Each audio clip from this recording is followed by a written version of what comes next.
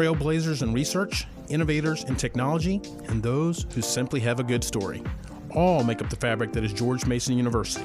We're taking on the grand challenges that face our students, graduates, and higher education is our mission and our passion. Hosted by Mason President Gregory Washington, this is the Access to Excellence podcast. In his essay, As Much Truth as One Can Bear, James Baldwin writes, "Not everything that is faced can be changed, but nothing can be changed until it is faced." It's a timeless quote, one that feels as relevant now in 2025 as it did in 1962. In fact, it's something that I've used in my signature line for a number of years. And it's a great introduction to James Baldwin, who my guest today has studied and written extensively about. Distinguished University Professor Keith Clark is a professor of English and African American Studies in the College of Humanities and Social Sciences. A specialist in African American literature, Keith's scholarship centers on topics such as Black literary masculinity and African American LGBT studies. Keith, welcome to the show. Thank you, Dr. Washington. It's a pleasure to be here. All right, it's great to have you here. So let's start with the beginning of your academic journey. When did you know you wanted to be a professor in, of all things, English? Well, it's funny. My students, I guess, assume that I'm 1,000 years old. Then I've been doing this forever, and that I knew that I wanted to be doing this forever. And I have to tell them that at one point, I too was an 18-year-old freshman, sort of fledgling and not knowing exactly what I wanted to do.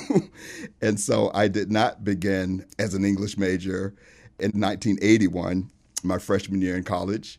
I had a dream of being a business major, and I thought, well, that would be open-ended enough. I could perhaps go to law school, I could get a job in industry, and that would be it.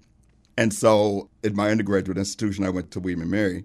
And before you could declare business as a major, you first had to take accounting. So I guess it was what they would call a weed out course. And it worked. It worked. It weeded you right on out. It weeded me right out to confusion.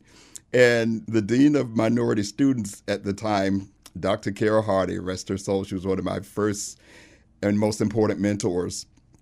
And Dean Hardy was from the South, so she would talk to me real Southern style. "Baby, you've got A's in all of your English classes. Have you ever thought about majoring in that?"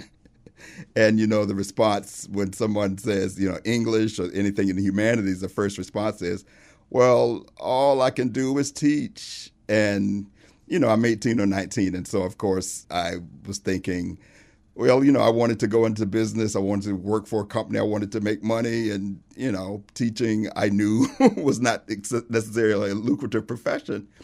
But Dean Hardy understood, and she knew even better than I, or before I did, that I was really passionate about literature. I didn't realize that could be a springboard into a career. I didn't know that at the time. But she knew it, and she directed me to the English department.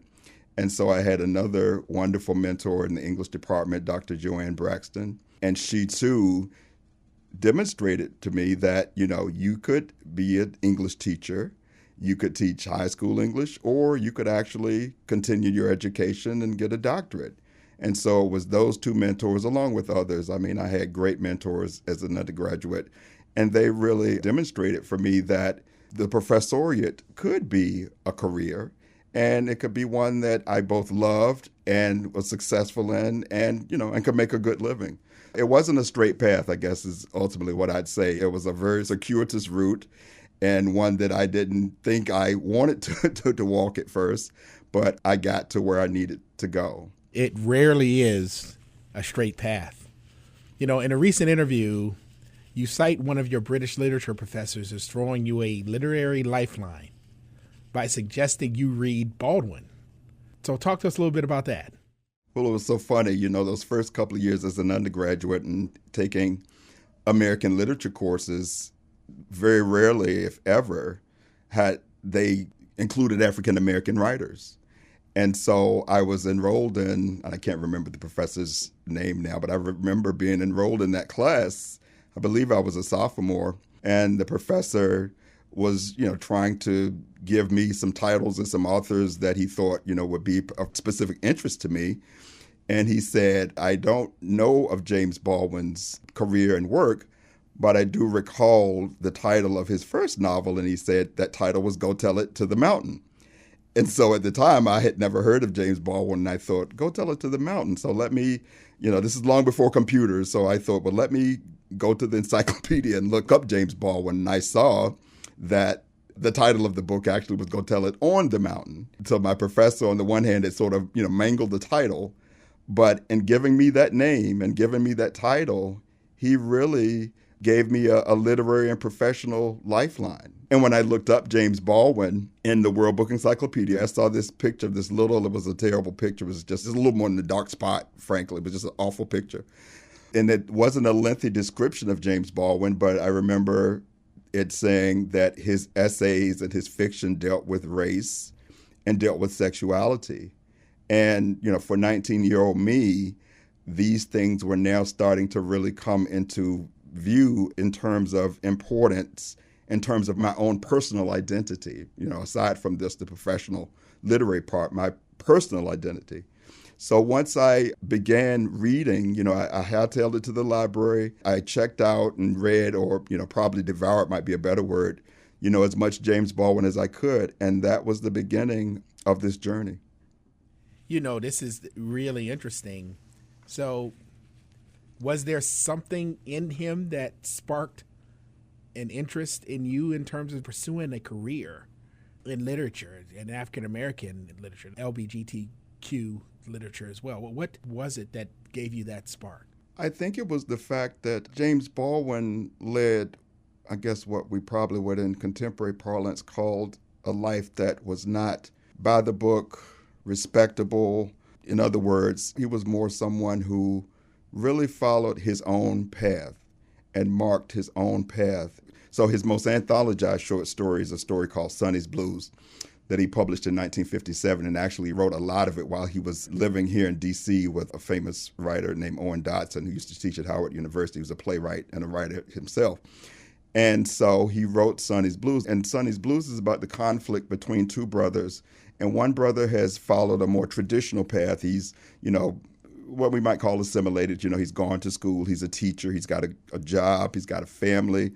And his younger brother, the titular character, Sonny, wants to be a jazz musician. And he's not inclined to follow his brother's very conventional, by-the-book path. And so the young brother, he's a teenager, Sonny's a teenager, and his older brother says, well, you can't always do what you want to do. You want to be a jazz musician, but you can't always do what you want to do. And Sonny says, well, I don't see why anybody cannot do what they want to do. And I think that was how James Baldwin saw his life. His father, he had a very difficult relationship with his stepfather. And his stepfather was someone who really did not appreciate Baldwin. He didn't appreciate his intellect. He didn't appreciate his gender identity and comportment. He didn't appreciate a lot of things about him. And so James Baldwin learned very early on that either he was going to live by his own sort of standard and way of thinking and way of being, or he was not going to live at all.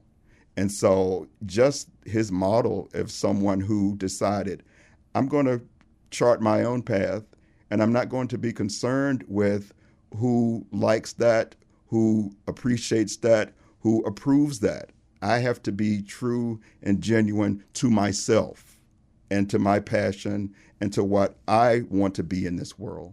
And I think, for somebody who was, again, young, impressionable, nerdy, just seeing someone who basically just sort of did what he felt like he needed to do and be who he felt like he needed to be without, input from anybody else. And I think that gave me a sort of model for, okay, you can do what you want to do and you can be who you want to be, and you don't have to, necessarily conform or be conventional. Yeah, so I'll leave it there. No, this is really, really good stuff. We are now at the point of really celebrating the legacy and engaging in the legacy of James Baldwin. Recently, the Adam Truth Center for International Writers is wrapping up Baldwin 100, right? A year-long celebration Yes. of James Baldwin in honor of his 100th birthday. Yes. You remember that host committee, Yes. right? Yes. So talk to me about that legacy and what is the importance of honoring and celebrating, especially today, Right. with what we're dealing with in the country today. What is the importance of celebrating the legacy of James Baldwin? The center is named after Alan Chooser, who was a marvelous fiction writer and who was on the staff of George Mason for decades. A lot of people probably know Alan from, he used to review books on National Public Radio. But he was a wonderful writer and just a wonderful creative presence at George Mason and had such an impact. And so the Choose Center for International Writers was the brainchild of Bill Miller, who was, a colleague of mine and who really was just a wonderful friend and mentor as well. And so the current director, Professor Leah Mehta, she approached me and she said that the Choose Center wanted to honor James Baldwin, the centennial of his birth. He was born in 1924 in Harlem. And she approached me, and as someone who, is a Baldwin scholar, and she thought I really needed to be a part of this. And so I jumped at the opportunity. And I was so delighted that George Mason was taking this role and celebrating, not just a national treasure, but an international treasure, an artist whose life went far beyond the borders of the United States. He was an international citizen, really. He lived in France, he lived in Turkey. And so Baldwin always saw himself as a disturber of the peace. In one interview, someone asked him, what do you think of your role? And he said, well, I guess I'm probably some kind of witness. And so if you think about that word witness, it has multiple connotations, right? It has a religious connotation. It has a specific Black church connotation, right? The Black preacher saying, can I get a witness? It has a connotation in terms of a judicial connotation of a witness. But it's all about somebody watching and viewing and voicing and reporting. And so Baldwin, he grew up in the church. His father was a preacher. Reverend David Baldwin was a preacher at a storefront church. And Baldwin grew up in the church, and he was a preacher himself at the age of 14. So Baldwin had a keen insight on America, on religion, on race, on various types of identities, sexual, artistic. And so Baldwin's legacy was that we all need to be witnesses, and we all need to witness for morality and truth. And if we're not going to witness for morality and truth, then what is our purpose? And Baldwin was an uncompromising visionary. And so in The Fire Next Time in 1963, Baldwin basically is a sermon to Black and white America. It's very simple, really. The thesis is very simple. It's a very complex book, but the thesis is very simple, that we in America cannot remain divided, that ultimately, and he was very much a disciple of Dr. King, ultimately we have to reach a place of not just mutual respect and tolerance, but a place of love. And at the end of that book, he says, he uses the parable of Noah and the flood. And so he says, God sent Noah a rainbow sign, no more water, fire next time. So if we don't reach this place where we connect, where we accept, where we love, where we don't create barriers, where we don't create division, we are going to perish, and we're going to perish collectively. And so what was so striking in 1963 when he wrote this is that, well, fortunately, we have made advances. Certainly we've come together in important ways, but we remain so divided. And the culmination of that, or the outcome of that, will be our demise. And so what Baldwin was trying to preach, he's often compared to the prophet Jeremiah. What Baldwin was always out there preaching, out in the whirlwind preaching when nobody wanted to hear it, that we still don't want to hear it. And it's very frustrating, frankly, Dr. Washington, that the things that he wrote in the late 50s, in the 60s, are so resonant at a time when people want to wound, and people want to divide, and people want to disempower. People want to divide and separate and move away from each other. And Baldwin always was clear in that this is not how we're going to survive. This is not how we're going to thrive. And so Baldwin's legacy is, one that is important that it remains, but it's also sad that it is still so germane in 2025, that we're grappling with so many of the issues that divided us. But I think Baldwin's message would also be this: we've got to keep witnessing, we've got to keep testifying, and we can't tire in doing that work. Even when you are tired, right? Even when you're tired. Fannie Lou Hamer used to talk about, I'm sick and tired of being sick and tired. And, absolutely. Absolutely. And I want to say this: African-American women played key roles in Baldwin's life, beginning with his mother. Whereas his father did not appreciate his artistic bent, he didn't appreciate Baldwin's genius. His mother did, and she encouraged him, right? And so Baldwin, understood the legacy not just of people like Martin Luther King, but also people like Fannie Lou Hamer and people like, Nina Simone, whom he was friends with, and Lorraine Hansberry, the playwright who he was friends with. He understood that not only did we need to sort of stir the waters in terms of our racial way of thinking, but also in things like gender and things like sexuality and sexual orientation. So Baldwin was really a trailblazer. He was really ahead of his time. And for that, he paid a tremendous price, frankly. For example, the FBI had a voluminous file on him as a troublemaker, right? The FBI persecuted this man. And so as someone who was writing about things in the 1960s that people dare not write about, people dare not write about sexuality, people dare not write about homosexuality, people dare not write about bisexuality, especially a black writer, right? If you're a black writer, you're supposed to write about the race problem, and that's it.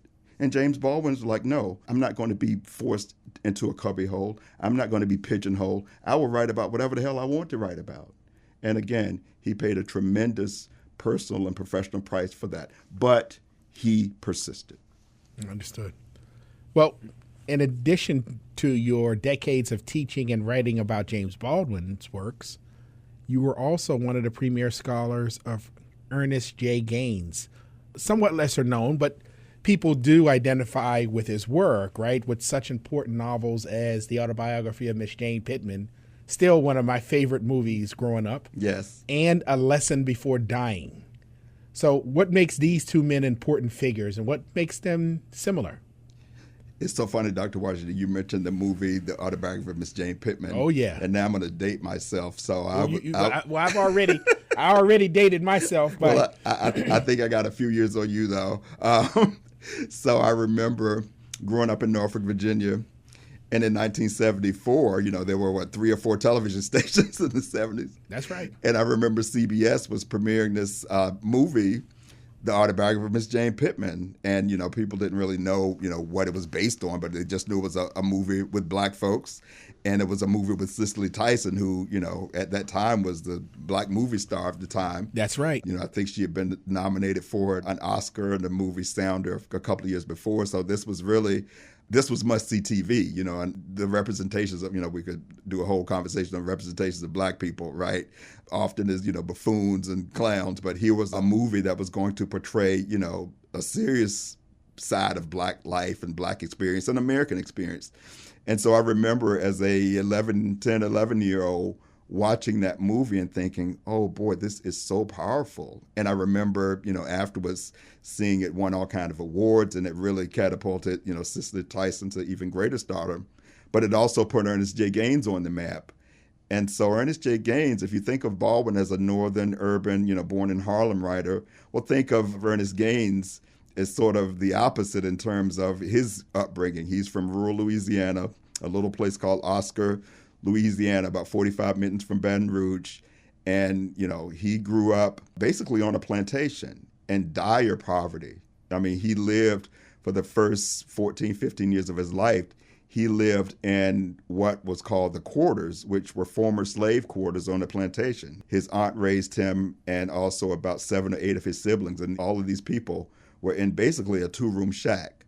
So that was Ernest Gaines's upbringing. But like Baldwin, he discovered early the power of art, the power of writing as a way to voice yourself, but also to be a voice for people who didn't have voice. And so Ernest Gaines, in his interviews, he talked about the aunt who raised him. And on this plantation, the people, there were sharecroppers and people who worked the fields. And these were people who didn't have formal education. This was Louisiana in the 1930s. And so Ernest Gaines remembers as a 10-year-old boy, he had more education than just about all of the adults on the plantation. And so his aunt would make him write letters for the adults. And so they would tell him what to say in the letter, and, they might give him a line or two, and then he'd have to sort of write the rest of it. So doing that sort of sparked his creative imagination. And so Ernest Gaines, when he got to be older as a, teen, early adult, he talked about going to the library, and Baldwin also was a voluminous reader as a kid and a young man. So he talked about reading all the books in the Harlem and New York public libraries. And so Ernest Gaines, by his teen years, early adulthood, he had moved to California with his mother and stepfather. And he recalls going to the library there. And in Louisiana at that time, there was no library. Black people could not go to the library. It was segregated, and there was no black library. So he couldn't even go to the library. So when he moved to California in San Francisco area in the 40s, he discovered in the library that all of the books about Southern black people, either there were books not about Southern black people, by Faulkner, and they had Southern black people, but it was a very limited portrayal. And he said he didn't see any of the people that he grew up with in any of those books. And so he decided, well, if I want to see those people on those plantations, those rural people, what were called the peasants, right? If I want to see those people, I'm going to have to write those books myself. And so Ernest Gaines made it his mission to portray Southern blacks, rural Southern blacks, in all of their complexity and all of their humanity, be it good, be it bad, be it indifferent, be it trying, being heroic, being struggling, being, less than humane. But Ernest Gaines was committed to presenting black Southern people in all of their complexity. And so whereas James Baldwin's work was more focused on his experiences in the North and then later his international experiences in Europe, Ernest Gaines basically, as Faulkner said, never left his little postage stamp. He always wrote about rural black people and white people in Louisiana. So these two artists were really complementary in a kind of way in giving us urban experiences and rural Southern experiences. So they're very ostensibly different, but very complementary. That's interesting. You talked about how one was this, had this broad view of the world, right? And you talk about the other one as if he was very, very narrowed and focused. Mm-hmm. You write that the word masculine is often reductively equated with whatever historical atrocities and social scourges one dares to dredge up. Can you talk a little bit about that assertion? Boy, I think that's going back to my first book. I think I wrote that in 2002, so that takes me back. So I guess just to sort of update that idea, nowadays we hear the phrase toxic masculinity thrown around. And so I think both Baldwin's and Gaines's artistic and aesthetic mission and intervention, and they took very different approaches, I'll say. But I think what both of them wanted to do was dislodge or trouble this idea that masculinity was one thing, that it was monolithic, that it was univocal, that it just consisted of one thing. It just consisted of these parochial ideas about strength, about aggression, about not being emotional, about stoicism, domination, some of these things that are, some of them quite pejorative, frankly. And so what I think James Baldwin and Ernest Gaines tried to do was to give us a more complex, a more nuanced, a more capacious notion of masculinity.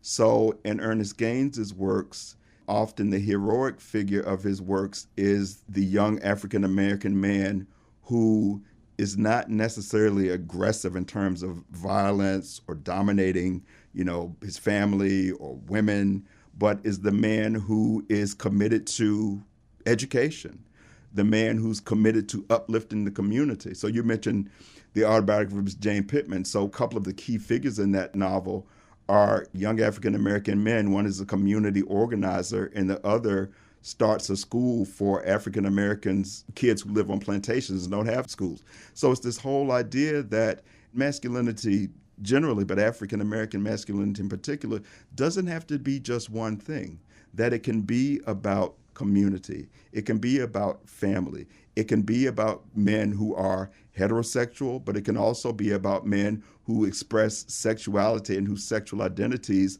are manifold or more complex or go beyond a sort of heteronormative box. Both of these writers, in different ways. I mean, I don't want to equate them, right? They were doing some very different kind of work, but they both felt that the sort of monolithic notion of masculinity and this prescribed, accepted, orthodox notion of masculinity was just too truncated. It was just too narrow, too parochial. So they really wanted to break black men out of that box.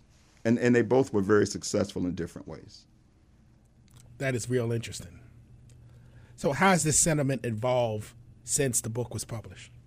Well, the fortunate thing is that nowadays we see, and I see in my classes, I see young people really disrupting these sort of binaristic ways of thinking about gender, for example.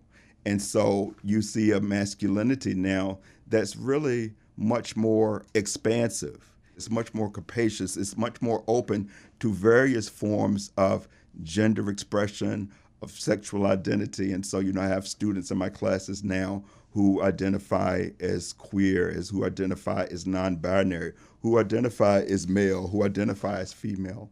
And so they really have disrupted, these sort of, again, monolithic and truncating and really limiting notions of identity.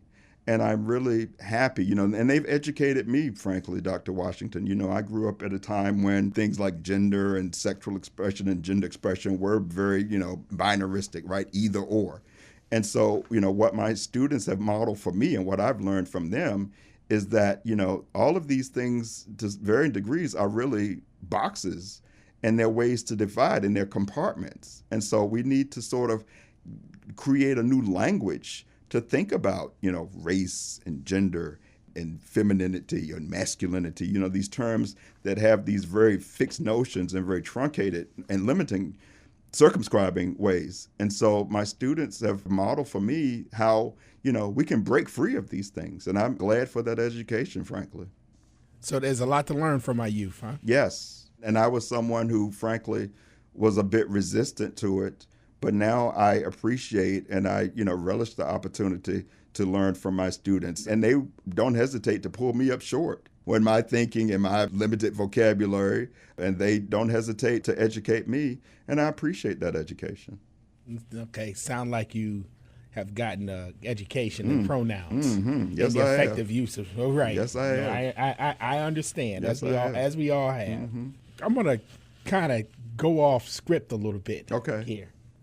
Right, because obviously these two individuals had profound insight into our culture and our way of life and what that meant at the time in which they were living. I want you to, in your knowledge of them, extrapolate that till today. We're very different now. Mm-hmm. But also somewhat the same. Yes. So talk about how these individuals, how their works should be viewed today, should be received today, and how should we respond based on those works today?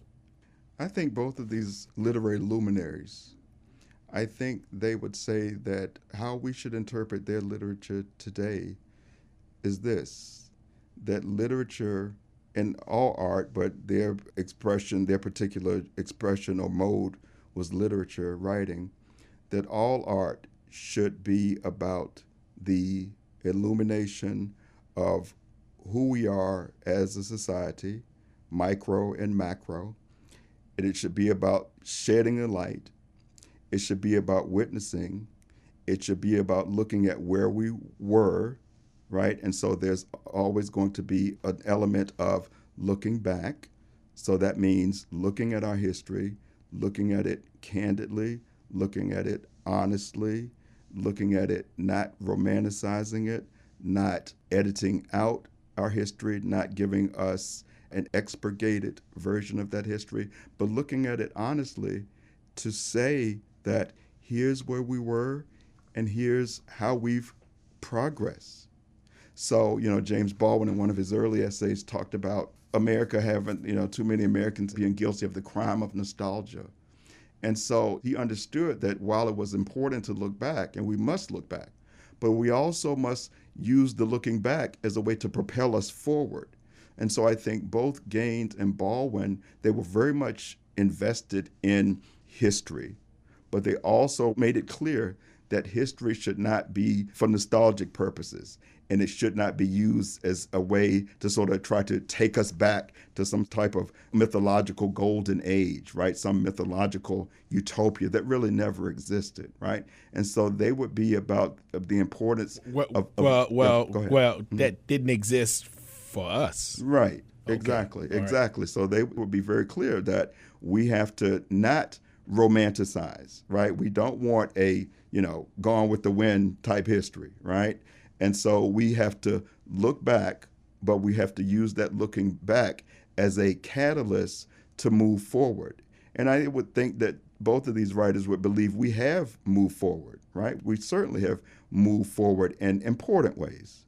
But I think they also would say, look at our work as a way to get us to go further, right? To get us to think, to dig deeper, not just in looking at our history, but looking at that history as a way to move into a future that is more about connectivity and connection and mutual progress, right? And so I think these writers would have us understand that we have to look at the past, but we can't be stuck in that past. And that past has to be used as a vehicle for moving us forward.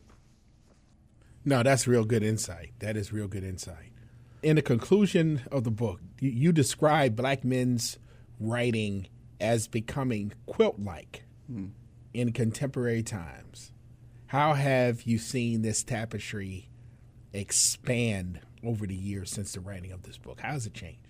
Well, one of the ways I've seen the expansion of African American men's literature is that it really has become expressive of so many types to be. And so there's this sort of ontological dimension, right? This whole business about there are different ways to be. And, whereas earlier writers, let's say a writer like Richard Wright, who grew up in the hellscape of the American South in the 1910s and 1920s. And so the focus for Richard Wright was basically on sort of individual survival of a type of neo-slavery, right? And so in the later parts of the 20th century, so, I would say beginning with Baldwin, and I also write about Gaines, and I write about the playwright August Wilson. And so these writers look at African American men in terms of race, but in terms of other dimensions of their being. So, for example, Baldwin is very much concerned with men who are artists. So in many of his works, the primary character will be a musician or an actor. I don't think ever a writer, ironically enough, but a musician, an actor, a creative person, right? And so he was much more interested in these other ways that men could be in the world. And so I would offer another writer who inspired James Baldwin, a writer named Randall Keenan, who probably a lot of people have not heard of. He was another Southern writer, although ironically was born in New York, but he moved to North Carolina when I think he was a 6-7-month-old and he was taken to North Carolina. But Randall Keenan was a writer, very much a Southern writer, who was inspired by James Baldwin, right, as another Black gay writer. And so Randall Keenan opened up a space for African-American male writers to deal candidly with the church, but also sexuality. And so in Randall Keenan's work, you have young males, and in one of his books, a teenage protagonist, and in other works, older male protagonists, but who grapple with their rural Southern communities and their very sort of limited way of thinking about race and sexuality, and how those things really can be complicated. And if we're not careful, those things can be asphyxiating, right? And so Randall Keenan charts a path for, and I'll use the word queer, and it's a word that I take issue with often, but I'll use it here. I think it fits. Randall Keenan opened a space for an assertion of a type of queer masculinity that, James Baldwin was getting at, and Randall Keenan sort of propelled it and pushed Baldwin's portrayals forward, right? And so when I say quilt-like, right, if you think of a quilt is multiple pieces, right? It's multiple fragments brought together in a whole. And so what Randall Keenan, along with, Baldwin before him, wanted to give a more comprehensive portrait of not just Black men, but just of masculinity generally. And so I think this quilt means that there are multiple different expressions. And these expressions, while they're individual, can also be part of the whole, right? And so when I take that quilt metaphor, I was actually thinking about the writer Alice Walker, right? In one of her famous short stories, she's featured quilting in her short stories and in the novel The Color Purple. And quilting is always both an individual act, but it's also a collective act that's done in community. And so what these more contemporary writers are doing is trying to look at more expansive notions of masculinity that include community, that include forms of different gender expression, that include one's feminine self, right? And so, this is where these writers are moving forward. And so you have writers now who identify themselves as transgender, non-binary. Last semester I taught in one class a memoir of a transgender writer. And so these are people who are really, again, moving us forward, right? And so they're picking up the mantle that, Baldwin and Randall Keenan, and now they're picking up that mantle to move us forward and thinking about these sort of very truncated notions of race and gender and identity and sexuality.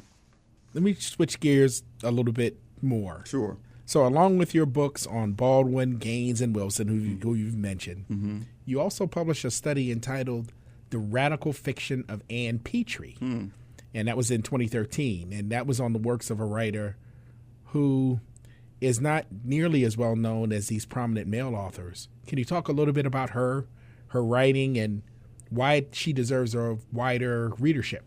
Sure. Thank you for that question. So probably 99% of the people, even in literary studies, unfortunately, have not heard of Ann Petrie. She's dutifully included in African-American literary anthologies, but I rarely have seen her. I don't think I've ever actually seen her included in anthologies of American writers. And so Ann Petrie is a writer near and dear to my heart. She was born in Connecticut in the same year as Richard Wright, I believe, 1908. And so Ann Petrie's life was very different from the writers that I had written about, very different from James Baldwin, very different from Ernest Gaines, very different from August Wilson. Ann Petrie grew up in sort of the Connecticut suburbs, if you will, in a place called Old Saybrook, Connecticut, which was an all-white town. And her father was a druggist, so he ran the pharmacy in this all-white town, Old Saybrook, Connecticut. And Ann Petrie grew up relatively, probably higher than middle class, probably, not elite, but she grew up in her financial situation was not that of James Baldwin. She was well-to-do. She was well-to-do. Her financial situation, she wasn't scrambling and scuffling like Baldwin and Ernest Gaines. Her family had some means. They weren't rich, but so while her father ran the pharmacy, her mother was a businesswoman as well. She, made and sold hair care products. She did all kinds of things.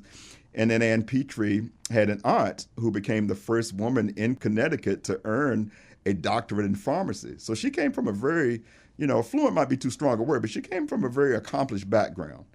And so here was this young girl growing up in rural Connecticut, born in 1910s, 1920s, and she was a voracious reader. She loved reading. She read Frederick Douglass. She read Edgar Allan Poe. She was like, Baldwin and Gaines in that she devoured books. So Ann Petrie thought, well, I don't want to be a pharmacist. Her father, her aunt, that was the family business.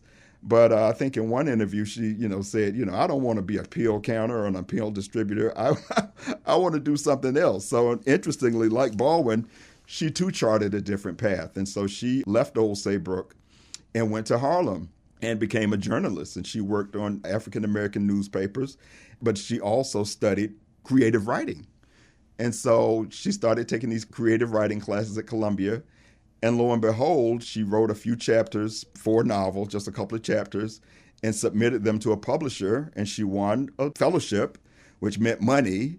And so that gave her the time to write, pursue her creative writing full time. And she produces a book in 1945 called The Street, which was the first novel by an African-American woman to sell 1 million copies. Yeah, and so it was a phenomenal accomplishment. And so it was set in Harlem in the 1940s, contemporary book. And instead of following a male protagonist, as, writers before, her protagonist was an African-American woman, a single mother growing up in hardscrabble Harlem in the 40s, trying to raise her son.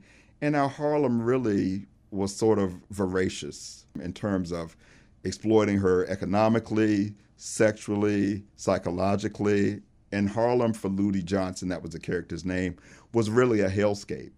And so what Ann Petrie gave voice to was not simply, the plight of African-American men, but the plight of an African-American woman. And so in an interesting way, she was sort of following in Zora Neale Hurston, who was a Southern writer, but following in Zora Neale Hurston's footsteps and sort of providing a feminist counter voice to these sort of dominant portraits of these, male protagonists.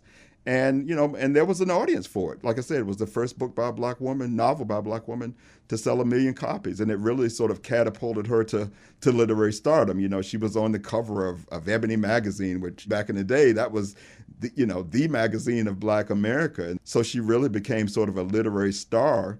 Unlike James Baldwin, who loved celebrity, Ann Petrie did not like celebrity. Ann Petrie really wanted first and foremost just to be a writer. So she left New York and moved back to Old Saybrook with her husband. She had gotten married by this time. And so she continued to write, but she really was one who really eschewed the spotlight. But she was also a prolific writer. She wrote 2 other novels. She wrote children's and young adult books. So she was a prolific writer, but, someone who was unheralded. And so when I was in graduate school, I had a very good friend, Hillary Holliday, who's a journalist and a writer and an academic. And Hillary wrote her dissertation on Ann Petrie. And one of my mentors at University of North Carolina, Chapel Hill, was Trudy Harris. In Professor Harris's class, she taught Ann Petrie. And it really opened up another world for me. And she taught not only The Street, which I had, I knew of, but she taught another Ann Petrie novel. And I thought, wow, these works are great. How come people aren't writing about them? And so my friend did her dissertation on Ann Petrie and published the first book on her. But after that, there was nothing. And so I thought, well, maybe I need to write a book on Ann Petrie. That became the impetus for my second scholarly project. And I would say I'm really proud of my Ann Petrie book, and I'm proud of being able to play a role in introducing her to a wider audience. So yes, Ann Petrie is somebody that we really need to know. So as we wrap up here, you write in an essay, Are We Family? Pedagogy and the Race of Queerness, which is included in the Black Queer Studies, a critical anthology. And so in that essay, you write about teaching the unspeakable. Teaching the unspeakable. So let's talk about that for a little bit. How would you define that which is unspeakable? That essay, actually, the beginnings of that was the first, what was called Black Queer Studies Conference in the year 2000 at the University of North Carolina at Chapel Hill.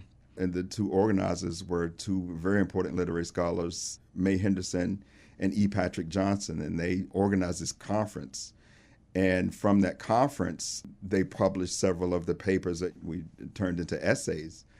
And so that book, I believe, came out in 2005. And it's wonderful. I've been invited to participate in the 25th commemoration of that. So they're going to have 25-year anniversary. So they're going to have another Black Queer Studies Conference in Chapel Hill just in a few months, and I'll be participating in that.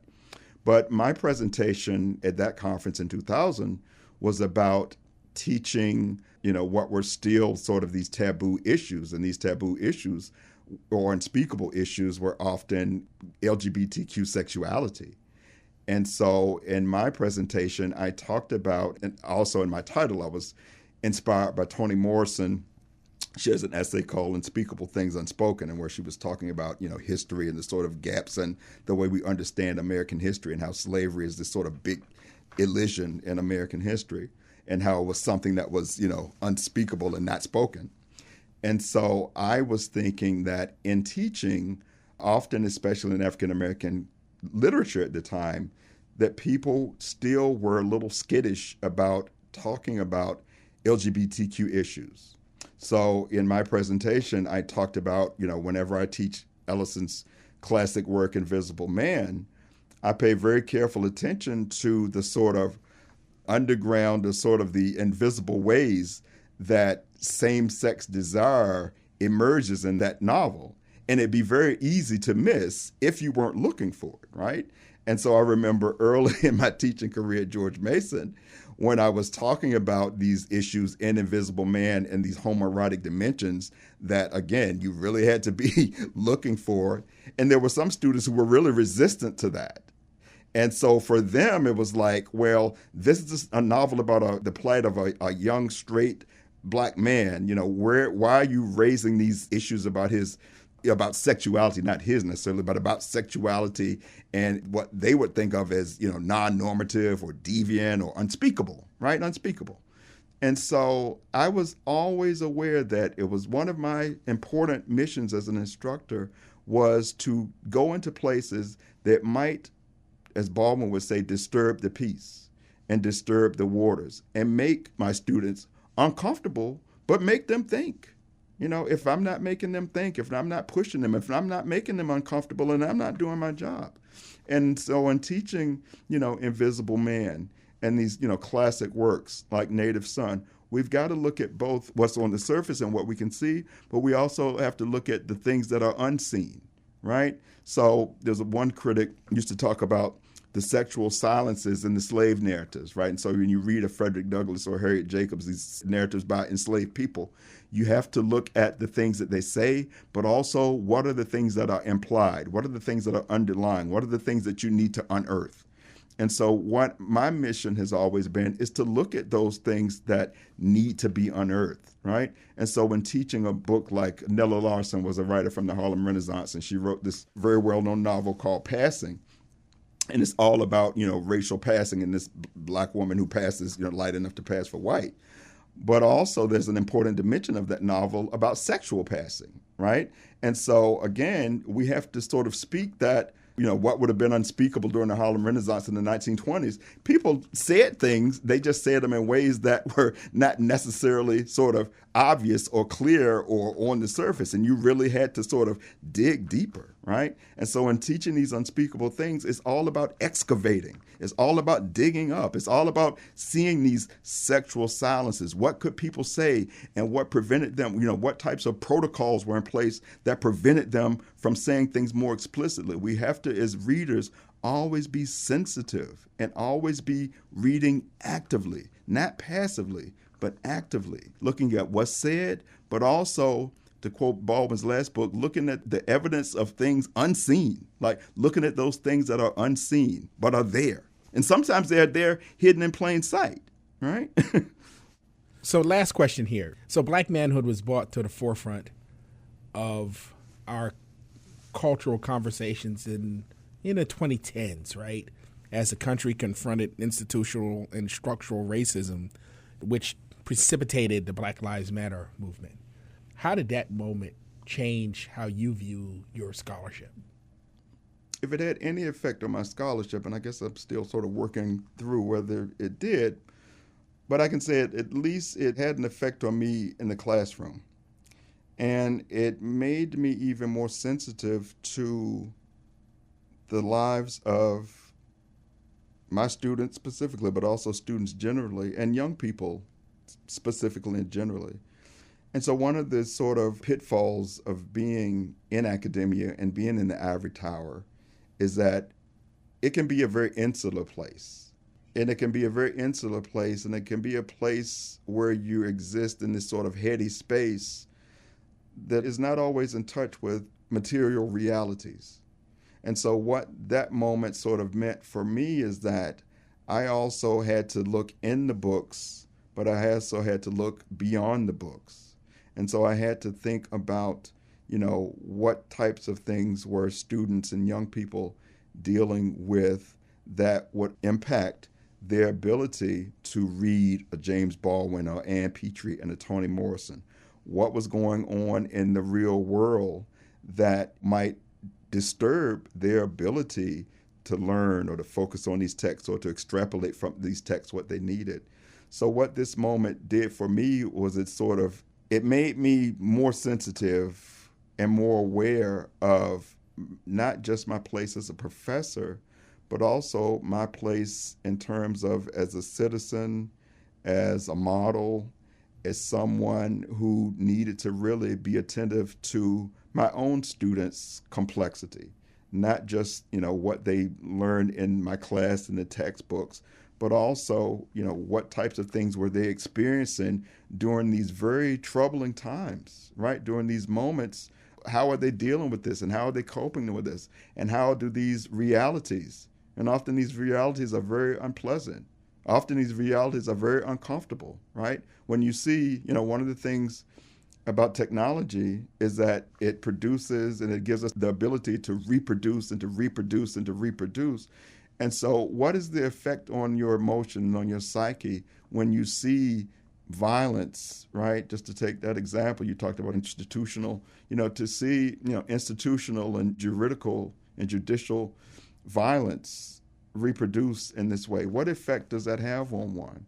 And so it really made me aware that, okay, what my students learn in the books is important, but how are those lessons, how do they comport with the lessons that they're also learning and viewing these images and experiencing this reality of people, being brutalized in real time, not just in a book, but in real time. And so it really made me keenly aware that I needed to be sensitive to my students' complexity and their experiences beyond the classroom. No, I understand that. And that is, you are to be commended for doing that. And I know, I remember that time vividly and what young people at universities were going through. I know at the university I was at the time, there was a real change. Yes.